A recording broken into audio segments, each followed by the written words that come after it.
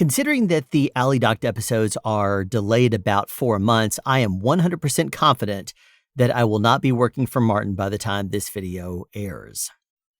How can I be so sure? Because I almost quit last week, and since then I've kind of realized that I don't really need to stay around Marten. At this point, I have a year's worth of experience on the road. So I could get a better job that probably pays better. The biggest issue I have is that going back and forth between a week where I work 5 days and then I'm off 2 days and I'm paid for, let's say I do one shorter load and one longer load in a day. That's 2 loads per day. So I can usually get about 10 jobs in.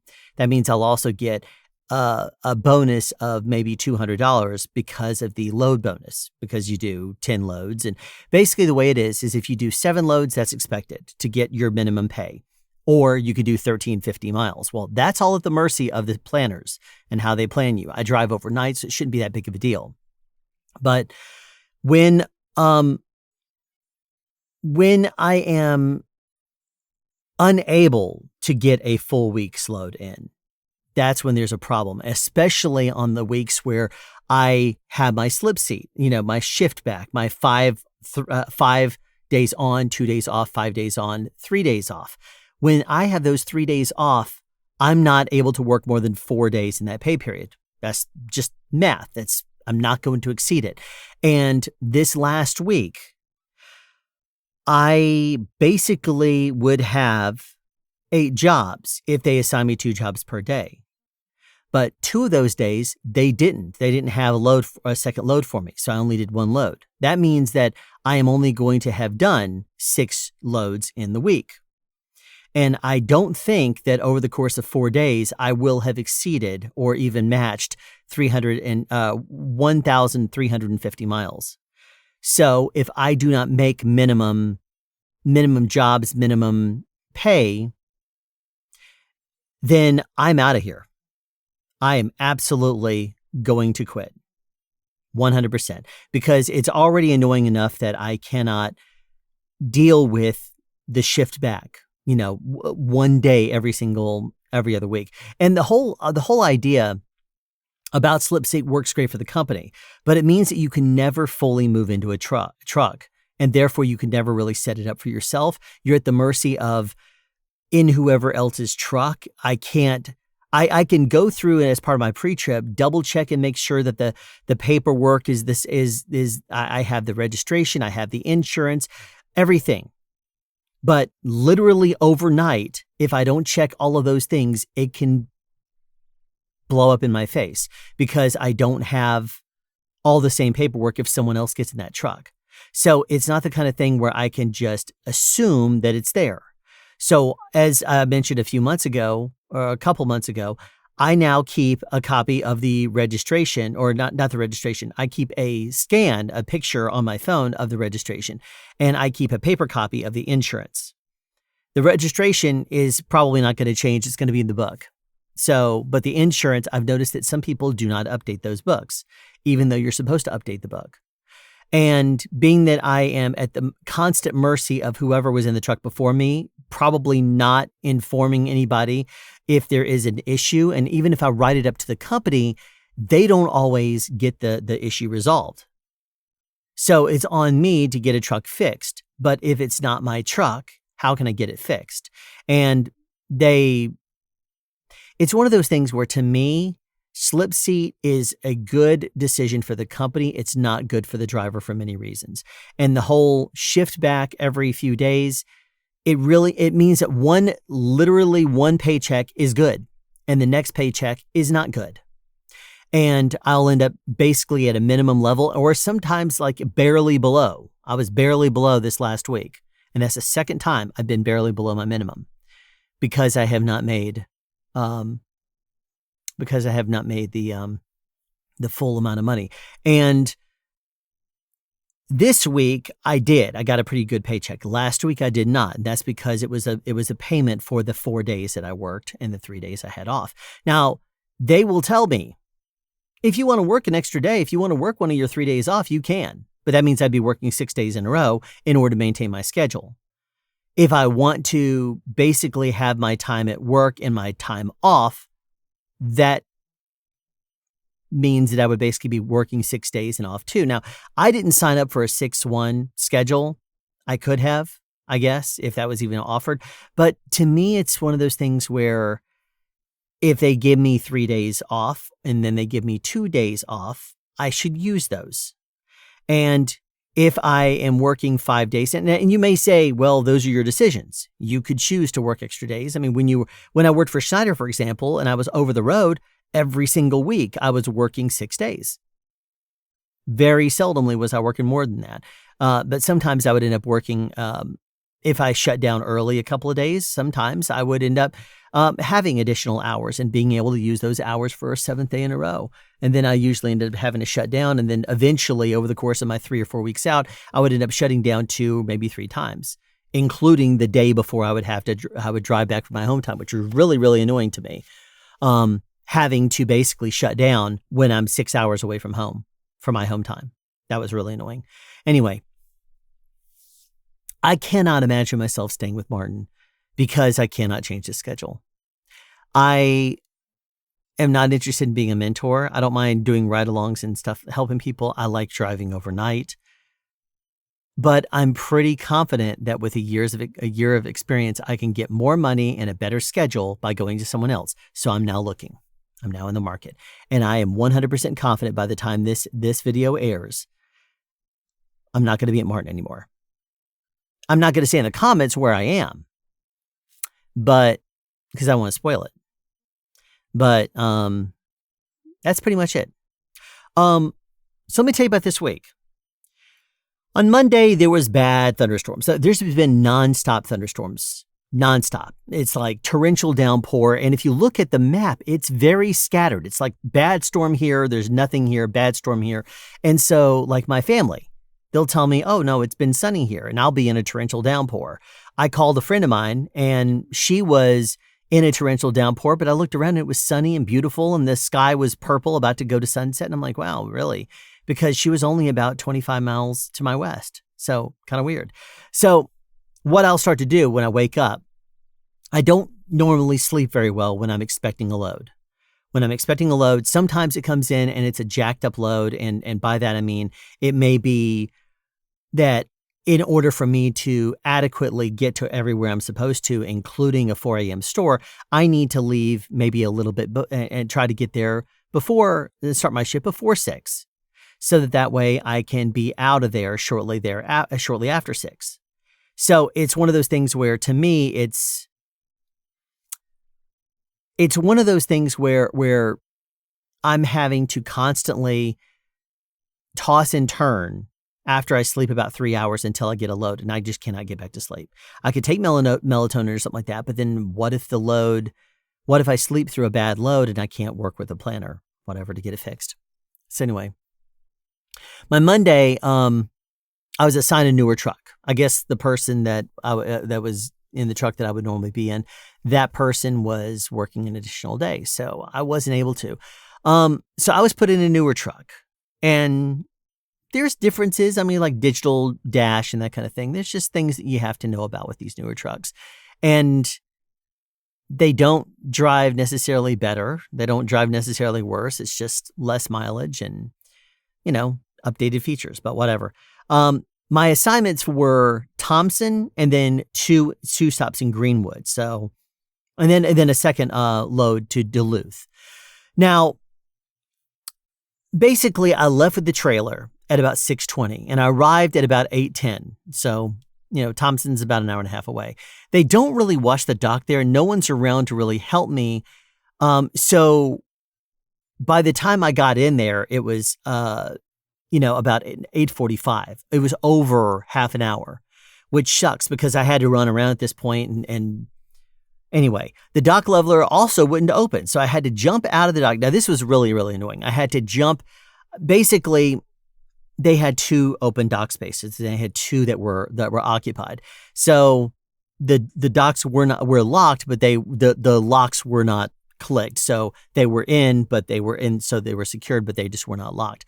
So when I got there, the dock leveler would not open in one I'm in. So they asked me to go into the other dock. The thing is, though, because I ran around, they did not have a key to get out the door. So what I did is I opened up the other dock that I was going to be going in, and I opened it. And I told the one guy that's around there, I'm going to just jump out of here, run to the truck, move to the other dock, and do me a favor, leave this other one open so that way I can jump back in. Well, of course, as soon as I jumped out that door and ran around and brought the trailer around, it was fine. I backed up, and he left the door to the dock open. But as soon as I went and jumped out of the truck, I look over, and the dock that I just pulled out of was closed again. So I had to bang on the door in the rain. And because the docks are actually slanted downwards, there's like 3 or 4 inches of water standing with all the crap and pollution and whatever else in there. So that's like, great, let's just wait around in this stuff. So anyway, once he opened it back up, I'm like,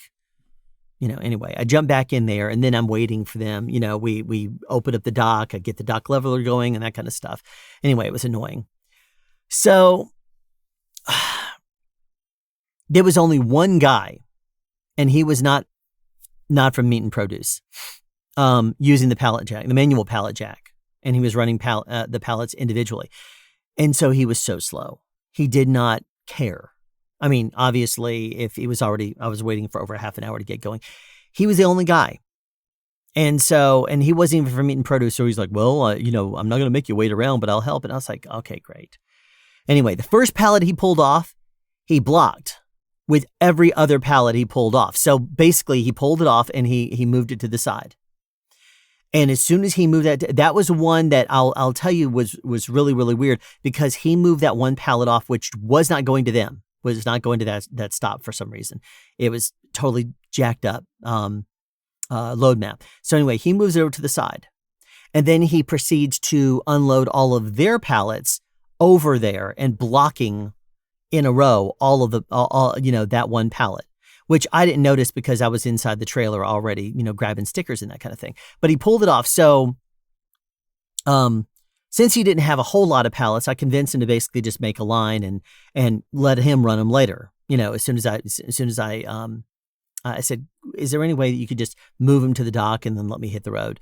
Because he was so slow running them all the way down and back. He said, yeah, sure, no problem. Because the produce, for example, he only had one meat, and the produce was all stuff that would sell room temp. The problem is, again, he blocked the one pallet I need to have loaded back up again. And so it was like, great, So basically, after he unloaded me, he had to shift everything around in order to get back to that one pallet. Anyway, he had to unbury it. I was there nearly an hour and a half. There went all my momentum from coming in early. I got so frustrated. Oh, and then to make it even more fun, he wouldn't even sign my paperwork. I said, let me get you to sign this paperwork real quick. He says, oh, no, I can't. I'm not allowed to. I'm like, well, whoever unloads me is supposed to sign. He says, nope, can't do it. You got to find a lead. Well, so I had to turn around and go walking through the store again, looking for a lead. Finally found one. And he's like, yeah, I got you, and he signed it. And then I was like, hey, I'm looking to try to get out in the back. He says, yeah, I'll send a manager back there. I was like, you know what? I'm not going to sit here and wait for this. So I went ahead and left. I walked back around the building because I'd already been there an hour and a half, and I was already so frustrated. Anyway, both Greenwood locations came to the door fast, even though it was horrible rain, and I was unloaded in less than 20 minutes. So those were the two stores that were the saving graces for my day. I really appreciate them being on the ball because God knows Thompson was not. Anyway, I got back to the DC by about 1:45 and did my drop and hook and, my inspections and that kind of stuff. And I was to the Duluth Sam's just after 3. Now, another Marten driver pulled up at 3:45. It was actually while I was recording that the previous week's episode of Valley Docked. And he came over to my door, which I left in the video, if you notice. He came over and I asked him how many pallets does he have, and he was like, I don't even know.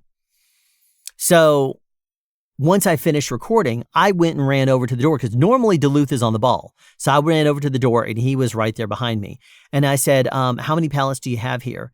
And he said, 1. And I said, is this your last stop? And he says, nope, this is my first stop. I said, If you only have one pallet, I'll jump out and let you jump in. That way you can drop your one pallet and go. And he's like, no, I got to take a dump. So you do you. I'll be in there for a bit. I'm like, okay. I mean, me personally, I think that if it were me, I would suffer it, because once they opened up the door to drop one pallet and then pull back out and then run inside and run to the restroom, unless you're about to literally, crap your pants. To me, if an opportunity like that came up, I would jump on it, because I don't want to have to be there longer than I really have to. Anyway, I offered, but he wouldn't take me up on it. So anyway, he said that he'd only been with the company about a month, and he had a lot of frustrations, and most were due to the same lack of information that I had when I first started out. So I gave him Cliff Notes. I basically told him, all the different things that he needed to be aware of, and things that in the app that I was surprised at and mentioned to him. And he was actually very appreciative of that. So that's cool. They finally opened up the door at 4:15. It wasn't the normal guy that's really, really fast. This was a forklift operator that was nowhere around. I mean, it was a different guy, and he says, yeah, the forklift guy will be here in a minute. He was nowhere near. Anyway, he was so slow. It shows me that the pallet, the whoever runs the pallets and whoever unloads you, it really does matter, because if they're trying to be fast, they'll be fast. If they're trying to be slow, they'll be slow. This guy, I got in there at 4:15. I didn't get out of there until 5:30, so I felt bad about the other driver anyway. But that was an entire unload of the trailer. So the craziest thing about that is we're always told that that Walmart schedules the pallets and schedules the trailers, and so the loads that we get are based on what Walmart puts together. The funny thing is, my entire trailer had space for probably 4 pallets in the back. It was the last 8 feet of the trailer was empty. So I could have easily had that one pallet from this other guy, and he wouldn't have even had to go there to begin with. But for whatever reason, they dropped the ball and did not put all of the pallets in the same one. I don't understand it. Anyway, one of the interesting things is that when I left Duluth and I went back over to the DC, I had closed it. I'm always very particular about closing it, making sure that, because normally when you close it, the little strap that you use to pull it down there, it will jam up right on top of right where the lock goes. So what I always have to do is jam it close, and then have to put a foot on it to make sure it's down there while I lock the handle around there. Then when I flip the little lock in place, that's where you could put your lock on there. I make sure it's nice and solid. Oddly though, when I got back to the DC, the trailer door was up, which surprised me. It was completely surprising to me. I have no idea how that happened, because I'm very particular about making sure that my trailers are closed up and locked. But somehow that happened. I guess only thing I can think of is I must have overlooked it. I don't think I did, because I remembered securing it when I looked back in my memory, and I was like, I don't know how that happened, but it apparently did. This particular truck was annoying because it was another one of those that just was honking all the time.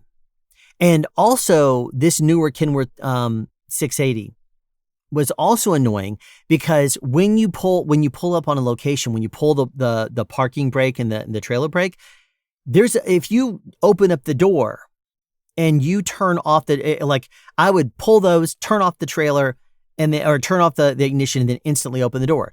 If you open the door up too quickly, within 2 or 3 seconds, it would start honk, honk, honk, honk, because it would think that you were still in drive or in reverse and your brakes were not set.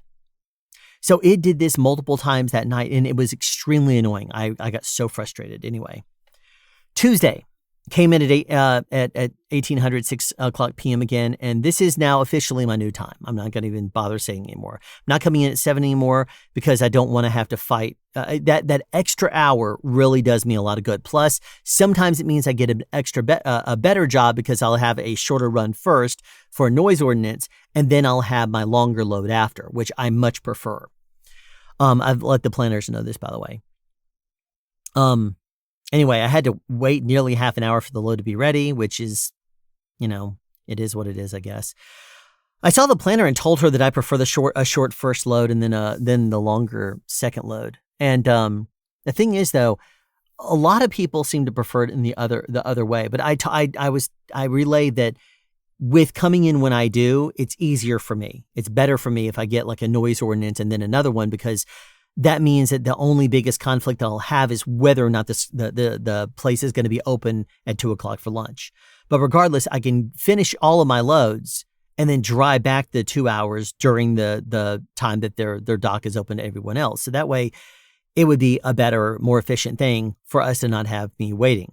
That way I can, have a shorter first run and then a longer second run. It's just so much more efficient anyway. I was assigned Cleveland, Blairsville, and Blue Ridge, then Dalton. So 4 stops. And this was nice. North Georgia mountains. It was great. The planner actually asked me if she gave me a shorter first run, could I do in North Georgia mountains? I said, it depends. Because a lot of the North Georgia mountains, you go in some areas, if you go directly there, you'll end up going through mountains that will slow you down to like 25 miles an hour. If you go the way the GPS wants you to, it will route you around sometimes as much as like 90 miles around.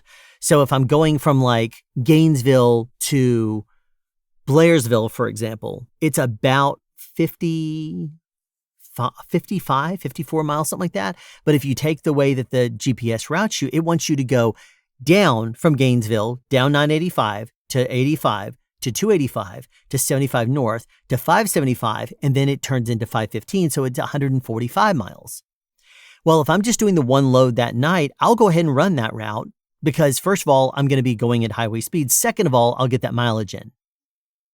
And I much prefer to have the mileage than to drive 25 miles an hour through the mountains, even though I love the mountains and it's beautiful. I love driving the mountains. To me, I would rather have the miles, especially if the GPS is routing me that way. The company wants you to follow the company GPS. They say, if you do that, we'll have your back. Cool. I'll just do that then, even if it means my commute there is 3 times longer. That's fine. Company's going to reimburse me. Let's do it. There was an interesting thing that happened on the way to Cleveland. I had to slam on my brakes because a person was walking on a narrow I was on a narrow 2-lane road. I was in the right lane. Someone else was in the the cars were driving back in the left lane. It was narrow.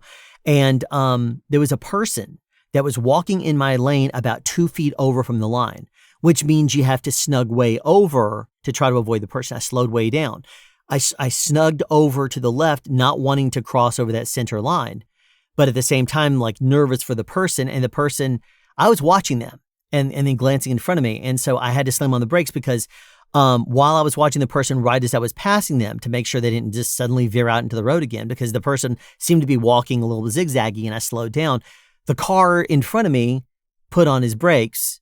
And so as soon as I noticed that, I slammed on the brakes. I put them on really roughly, which means the truck goes doo-dunk and makes that noise. And then it's like, I don't know if it's recording or whatever, and it's going to complain to management or I don't know. What I know is that it did not like it at all. But you know what? I would rather not hit a person. And so I was watching them to make sure that they were paying attention, because I was watching the person that was going and they were not walking steadily on that side of the lane. They were actually walking 2 feet over into my lane. It was already narrow enough. Obviously, the person was not thinking. Anyway, didn't hit anybody. That was, or the car in front of me, which is good. Cleveland, they were well staffed and very organized. There was a pallet collapse, so they had to restock.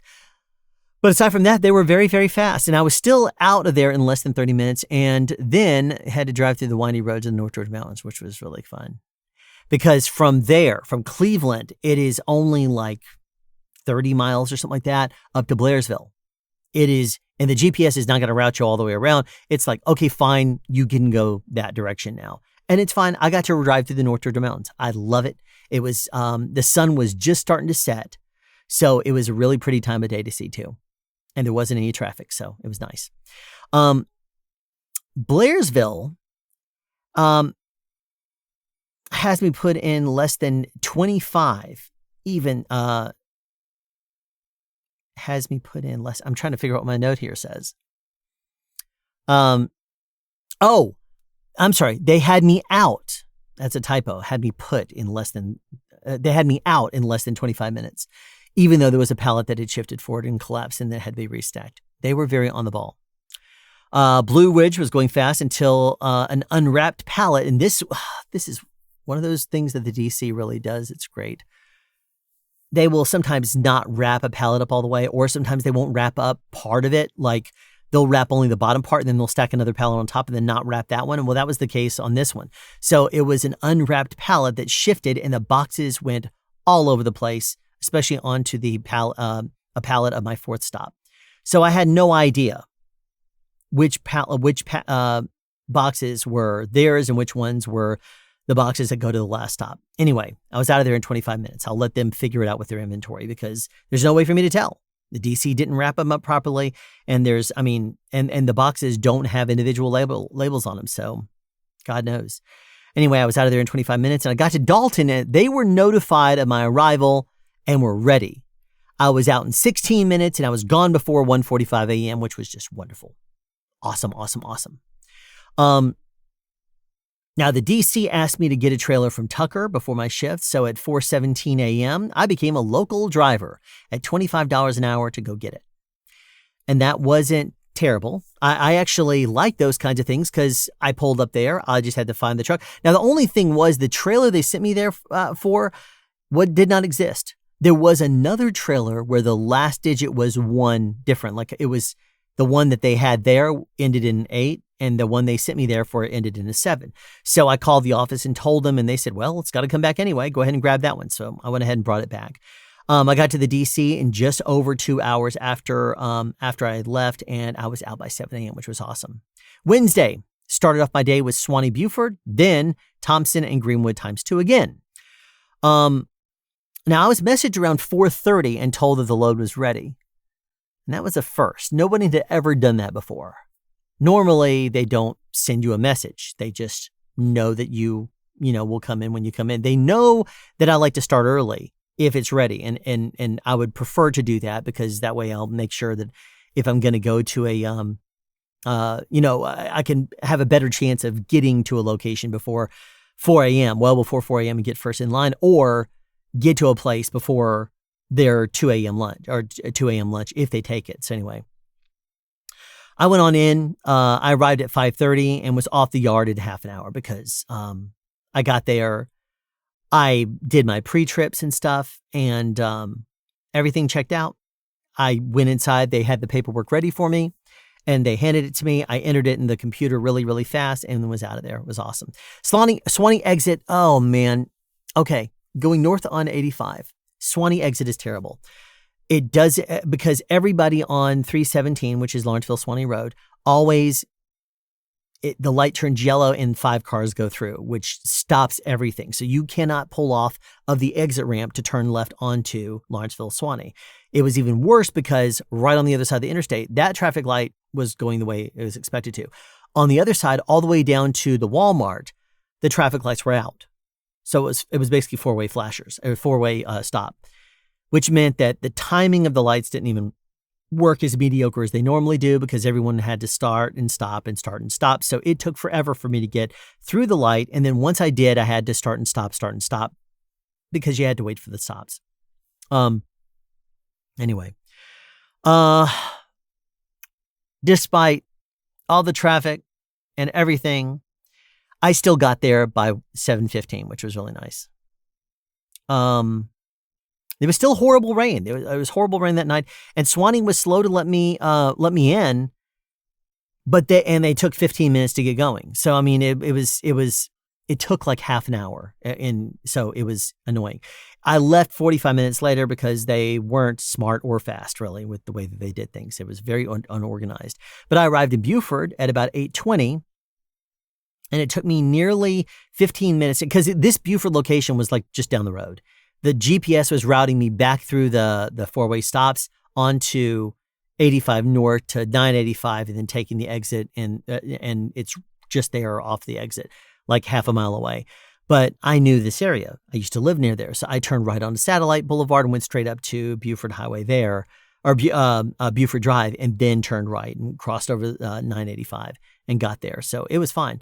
But I arrived at Buford at 8:20, and it took nearly 15 minutes again for me to get in. And but there were two guys pulling. So we went fast.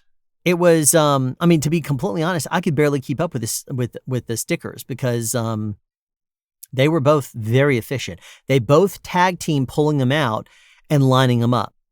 So it was like one person, then the other person, one person, then the other person, and they were just putting them in the dock because they were going to be shuffling them back. Anyway, I was out of there in 25 minutes total, including the 15 minutes it took me to get in the door.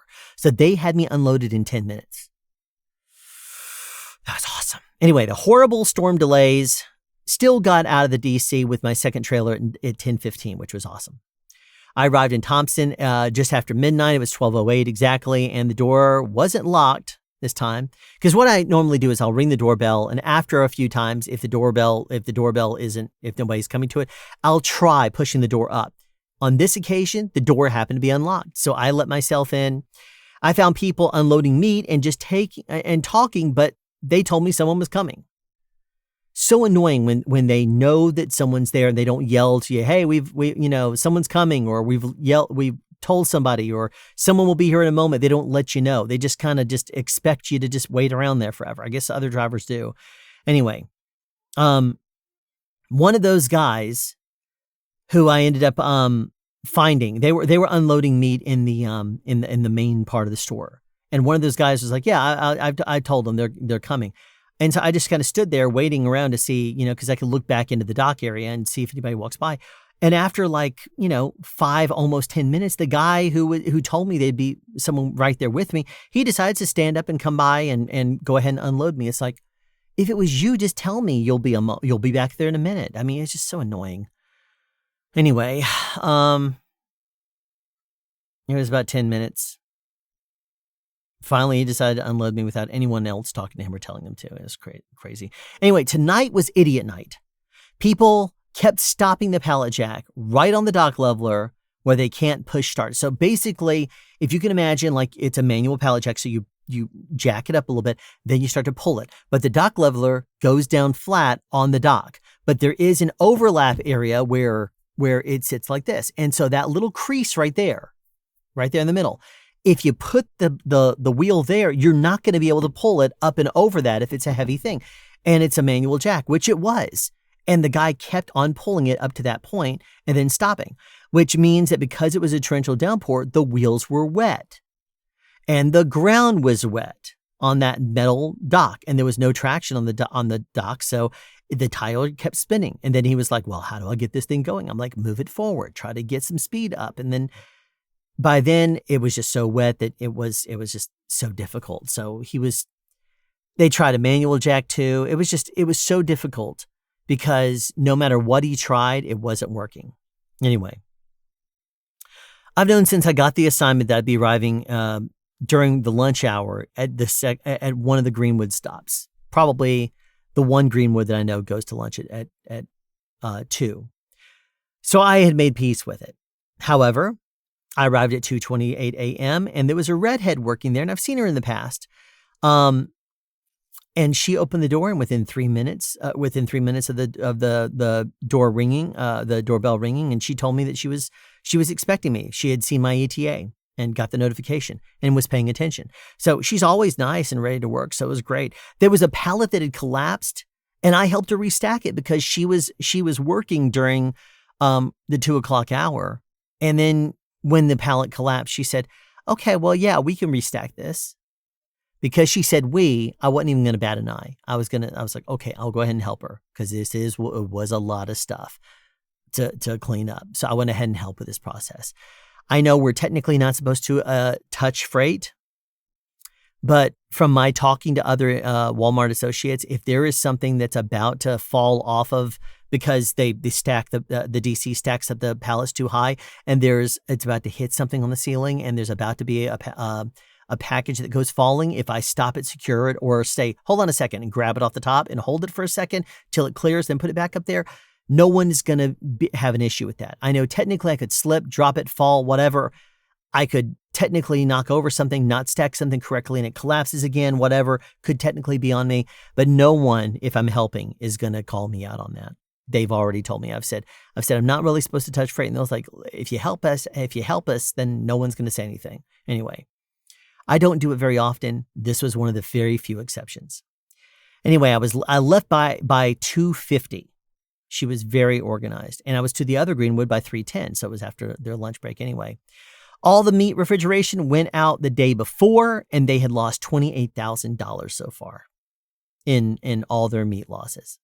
Anyway, it took 12 hours for the guy to show up with the key to the dock, but was very fast to unload after that. Driving back to the DC, remember it's been raining. There was a light that turned yellow.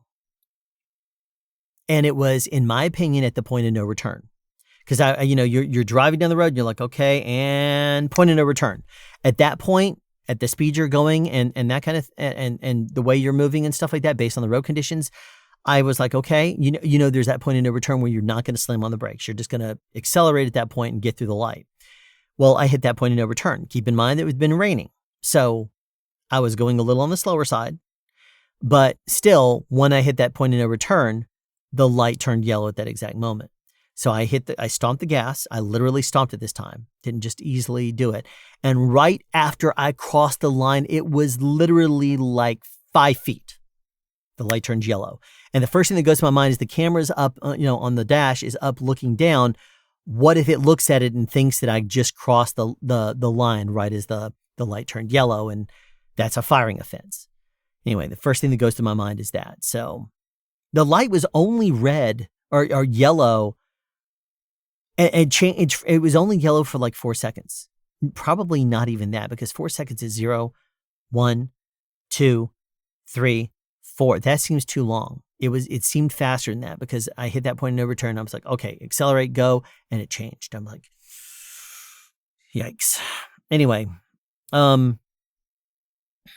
Thursday, I didn't sleep very well because I kept thinking about running a red light. Valerian root didn't help. Melatonin didn't help. It's one of those very rare exceptions when I actually tried both. And for whatever reason, I just kept thinking about driving through a red light. And anyway, so I was assigned Evans, Grovetown, and then 4 a.m. Athens. So I called the office. This is, again, one of those nights that because I didn't sleep very well, I called the office and I said, hey, is this Athens a 4 a.m. store? And they said, yes, it is. I'm like, then why am I being assigned this at 6? Could you inform the planner? And they said, well, he's in a meeting. So eventually he came out and they said, oh, and I called every 2 hours starting at about 12:30, asking for a reassignment or something else before that. So like a noise ordinance. So that way it was my second stop. And it took them until I was leaving for work at 5 a.m. before I was finally had a change of assignment. And it was changed to a 300-mile Clayton and then Greenwood ×2. So happy about that. Very, very happy about this load. Anyway, I got to the office to pick up this load. And there was a lady working there, and then there's a guy that works farther back. And she went to get me my paperwork, and then he slowly walks up and he says, wait a minute, that's not his load. And she says, but it's on his assignment. I'm like, that's the assignment I have. And he was like, nope, he's on the Evans, Grovetown, Athens. And she said, no, he was taken off of that. He's called and worked with the planner today to get something else. And so he just kind of says in a low volume, he's got to wait, and shakes his head and walks away. Now, this is one of those things where to me was very annoying. It was 6 p.m., not even 6 p.m., and I had been switched. They were doing a switcheroo. I went from a job that was 300 miles, Clayton Greenwood, to being put back on the original load that I had been reassigned off by the planner. So I was told I'd have to wait. I had a load sitting there waiting for me already, the one that I had been assigned. and I was being told I had to wait for this load that had a 4 a.m. store on there, meaning that I was going to end up finishing everything else and then have to sit there and wait forever. So God knows how long it was going to take them to load up this trailer. But what I do know is from asking that I said, well, how far along is it? And she just shook her head at me. So being that she did this number, I'm assuming that means that it was nowhere near done, or maybe not even started. And so I was just standing there looking, and I was literally about to say one of two things. I was either about to say, because I was thinking about this, and there was a long pause, and I was about to say, okay, tell me what the percentage is. Or I was about to say, okay, well, if you don't have a load for me, then put my PTA in as 1,800, and then I was going to walk out the door. I was contemplating which one I wanted to do, already knowing that this pay period was going to be light anyway because of my slip seat status and only working no more than 4 days that are going to make that pay period. I was literally about to open my mouth and say one of the two, and both of those things were on my mind, but I did not know which one I was going to say. And right as I was just about to open my mouth, the guy in the back says, "All right, give him the other one."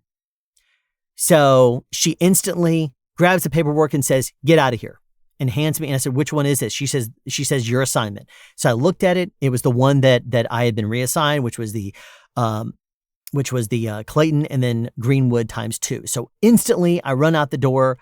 I put my phone down because I'm like, I am taking this load. I don't care if they reassign me or whatever else. I'm taking this freaking load. So at that point, I went and picked up the trailer, and I got out of there as quick as I could. I mean, I got hooked, I got my fuel, and then I was out of there. All right. As I was approaching Clayton, remember what I kept dreaming about? Running a red light. Okay. This is one of those things where if this were to have caught me, I would have been furious because I was driving. Everything was fine. And then right as I was like 10 feet away from the light, maybe a little bit more than that in reality, it turns from green to yellow. And then 1 second later, it goes red. And by then I was already in the intersection, but just I could see that light because as you're driving through, I saw it turn yellow and I glanced up at it and it instantly turns red again. I'm like, whoa, that thing was yellow for a second, if that, and I'm not exaggerating. It was a quick light. But that was one of those things where to me, I was like, man, I cannot trust these lights. Because I would like to think that if one of the people in the office were to see that on a security camera and it goes yellow and then instantly turns red, if it seems like there was a regular amount of time for that light to have been yellow and I was past the point of no return, I would like to think that they would be reasonable with me. I don't want to risk it though at this point. I'd rather just have it be smooth sailing, follow the rules, not have anybody worry about anything, and not have me worrying about red lights. I don't want there to ever be a question because I want to follow the rules. Anyway, I arrived at Clayton at 8:02. There was a pallet collapse again, and so I had to wait for a lead to come by, and that slowed me way down. But anyway, there was a triple stacked pallet. Okay, here's what was annoying. There was also a triple stacked pallet that was so high. How high was it? It was so high that it was literally touching the roof back there. It was wrapped in plastic.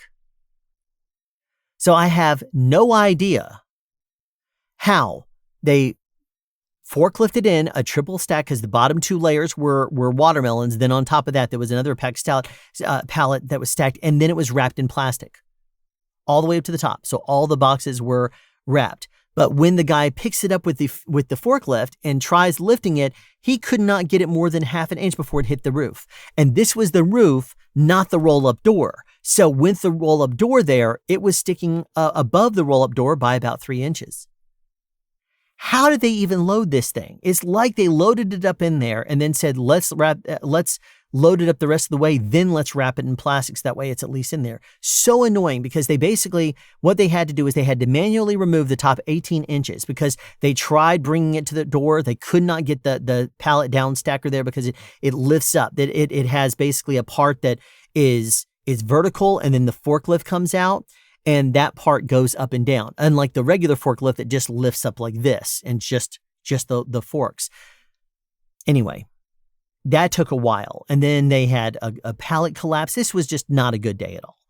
So anyway, I got out of there in 50 minutes, even though everyone was very organized, very on the ball, very smart, very, good at their job. Still took me 50 minutes to get out of there because it was so bad. Anyway, here's what I will say also. The pilot at exit 166 on 85 is horrible. Always go to 160 instead. That 166, I guess they have lower prices than 160 because it bottlenecks up. There's people that just stop there. The DEF doesn't work. They stop in front and then you knock on the door or whatever. And they're just, they are not inside because they're inside buying food. They moved up, but sometimes people will just leave with their truck inside the fuel island. And then they'll run inside and be in there for a few minutes after they have pulled the pumps back. So it's like, whatever it is about that one, it's just a horribly disorganized location. It's bad, in my opinion. Anyway, so I arrived to Greenwood at just after midnight, and they had a team there. So they followed up from last night. They had lost over $100,000 worth of meat. So the same location, had lost their refrigeration units 2 days previous. It was 28,000 the day before. This time it was over 100,000. They were still not done tallying it. They said they're almost done, but it's over 100,000. So it's like, yikes. That's an insurance claim. Anyway, they were very fast and efficient. They were ready to go. So I was out of there in 20 minutes. A lot of replacing meat tonight. I'll tell you that though. There was a lot of meat pallets. Got to the other Greenville store and started to unload. A pallet from the previous store was in zone 1, which is weird because I always double check the stickers and stuff like that. And one thing I will say is that sometimes the stickers are not right. They're put on the wrong pallets.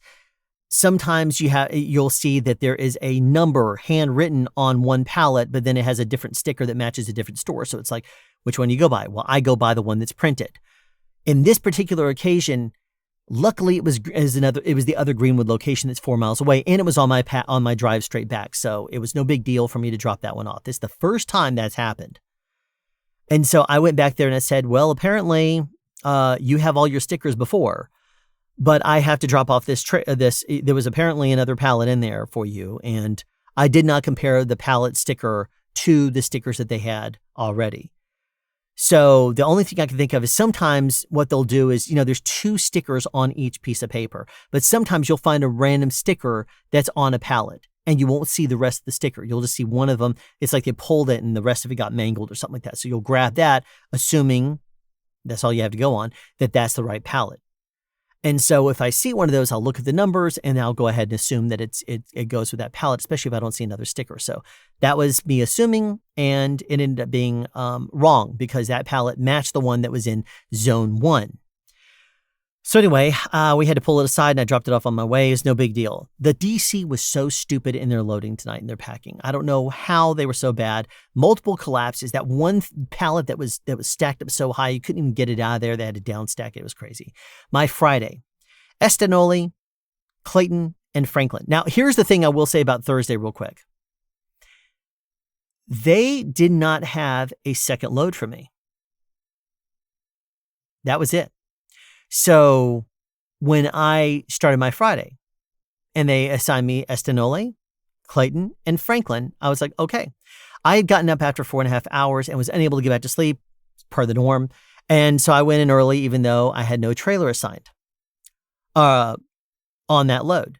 I waited over an hour and a half for that trailer to be loaded because I looked at this and I said, it's supposedly not going to be loaded until later. Maybe if I show up early, I will be assigned something that if they're like, oh, yikes, we need somebody to run this, noise ordinance or something like that. I was at least there in case they had a second load for me.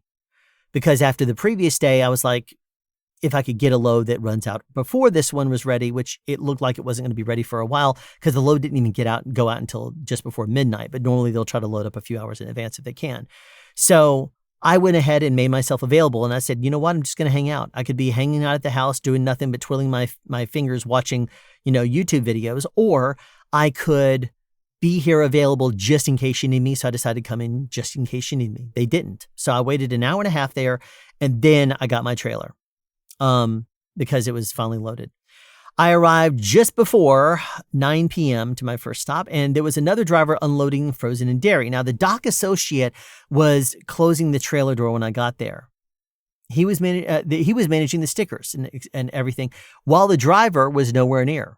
He was actually in the bathroom, I came to find out later. But he was telling me that most drivers don't actually participate. Most drivers will show up there and they'll just sit around there playing on their phones or whatever, and you can do the stickers and you can manage your own load. How do they make sure that there's not screw-ups? I like to manage the load to make sure that there's no screw-ups. And provided the load map is right, which it's routinely and more often than not, lately at least, not being right. It'll say, okay, you have in the second zone, you'll unload the first zone, you'll move out pallets, and then I'll say, okay, well, all of you have one pallet on the left side in the meat, and that's all it is. So we'll just unbury the left side, and then I'll go and find out that they put that one pallet in the middle, so you have to move all the right side too. Or they'll have two on the left and one on the right, and we'll go and clear out the two on the left to find out that they had done the same thing. They'd put the one pallet in the middle, so you have to pull all the pallets off in order to get to those three. Or they'll just not put a sticker someplace, which sometimes doesn't happen. They don't put a sticker someplace. This was annoying, though, because if you don't put a sticker someplace, I can't account for it. I can estimate, I can double check by looking at all the other pallets and make sure that we have everything, but still, it's less than ideal. Anyway, Clayton and Franklin, both of them were fine. All the stops were all smooth sailing, and they were great. Got back to the DC, and it was like 1:30, 2 at the very latest. By the time I got back over there and said, "Hey, you got and I went over there and I stood there, and they said, I don't have a second load for you." I'm like, okay. And they're like, all right, so what's your PTA? I'm like, so I went ahead and left and went home. That was 2 days in a row I did not have a second load, which is the reason why I say that if I'm being paid on this next pay cycle for 4 total days, 2 of those days I'll have a second loads for a total of 4 jobs. And the other 2 days I did not have one, so that's 6 total loads. If on my paycheck I do not have at least my minimum, I'm going to leave. I will leave. I will find another job urgently and put in a notice. That is my plan. So anyway, that is that. Thank you for watching.